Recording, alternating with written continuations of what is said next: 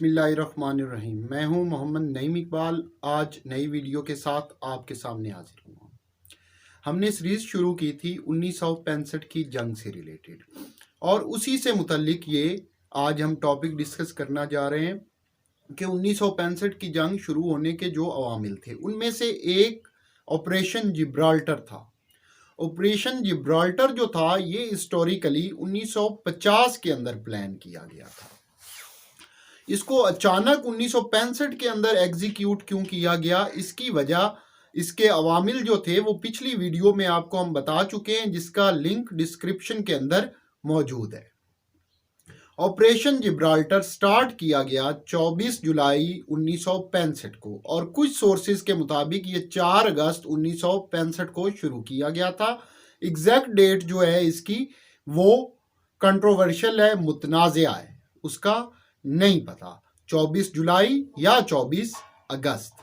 یہ پلان کیا تھا؟ اس پلان کے مطابق پاکستان نے مختلف گوریلا فورسز کو کشمیر ویلی کے اندر انٹر کرنا تھا، اور کشمیر ویلی کے مختلف علاقوں کے اندر ان لوگوں نے جا کر گوریلا کارروائیاں کرنی تھی۔ اس کے علاوہ کشمیر کے لوگوں کو جنگ آزادی کے اوپر تیار کرنا تھا۔ اس کے لیے مجموعی طور پر 9 کمپنیاں بنائی گئی۔ صلاح الدین کمپنی جس کے ذمہ سری نگر ڈسٹرکٹ تھا، غزنوی کمپنی جس کے ذمہ راجوڑی ڈسٹرکٹ تھا، طارق کمپنی یہ کارگل سیکٹر کے اندر تھی، بابر کمپنی نوشہرہ سیکٹر، اسی طرح قاسم کمپنی کو بانڈی پور کا علاقہ دیا گیا۔ خالد کمپنی جو تھی وہ قاضی ناگ اور اسلام آباد کے علاقوں میں تھی۔ نصرت کمپنی جو تھی وہ ٹیٹوال سیکٹر کے اندر تھی۔ سکندر کمپنی کو گریز کا علاقہ دیا گیا، اور خلجی کمپنی کو منی مرگ کے علاقے سونپے گئے۔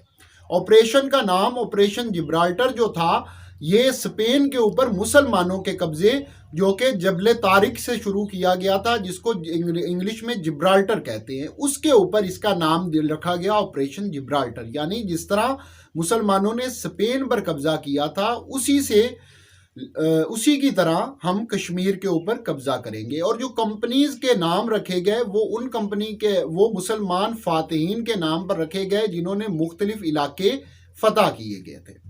24 جولائی 1965 کو جب یہ کمپنیز 9 کی 9 کشمیر کے اندر داخل ہوئیں، انہوں نے مختلف کارروائیاں کرنی شروع کر دی، لیکن حیرت انگیز طور پر ان 9 کمپنی میں سے صرف ایک کمپنی جس کا نام غزنوی کمپنی تھا اور جس کے ذمہ راجوڑی کا علاقہ تھا، وہ مکمل طور پر کامیاب ہوئی، اور 500 مربع میل کا علاقہ، 500 مربع میل کے علاقے پر اس نے قبضہ کر لیا۔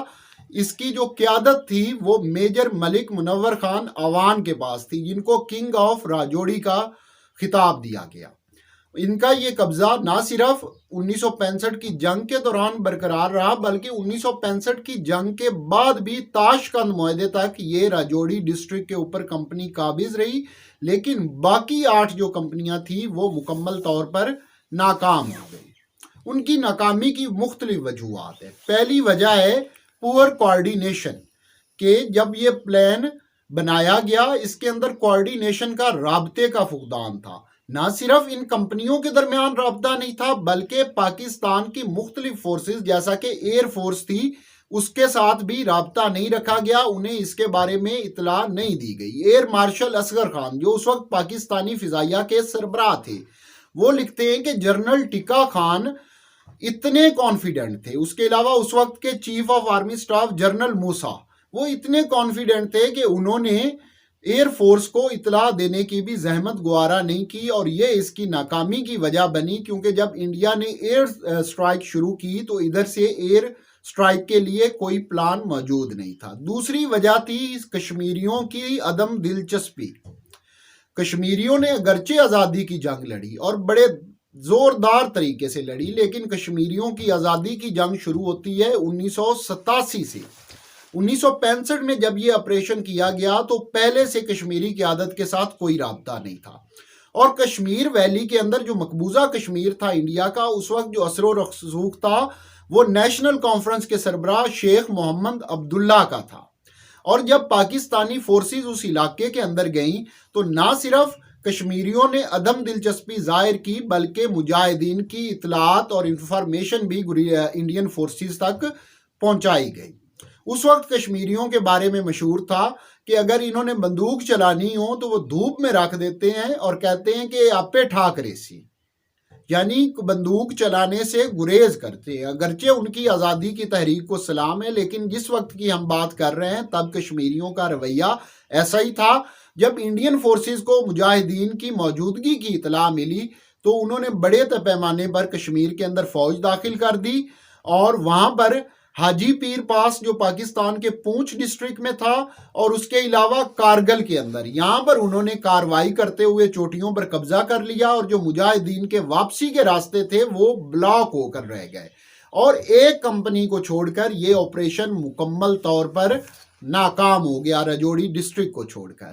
یہاں سے پریشر ہٹانے کے لیے ایک اور آپریشن پلان کیا گیا، کیونکہ ہم نے آپ کو بتائی تھی 1965 کی جنگ کی وجوہات بتانا شروع کی تھی، جس کے اندر پہلی یہ آپریشن جبرالٹر تھی، لیکن یہ مین وجہ نہیں بنا تھا۔ اگرچہ یہ کامیاب ہو جاتا تو یہ وجہ یہ بھی بن سکتا تھا، لیکن جو اس جنگ کی مین وجہ بنا وہ اس آپریشن کی ناکامی کے بعد دوسرا ایک آپریشن تھا جو پاکستان نے کیا، جس کا نام آپریشن گرینڈ سلام تھا، اور ان دونوں آپریشنز کی جو سربراہی ہے وہ میجر جنرل اختر حسین ملک نے کی۔ آپریشن گرینڈ سلام کے بارے میں ہم اپنی نیکسٹ ویڈیو کے اندر ڈسکس کریں گے۔ سلام۔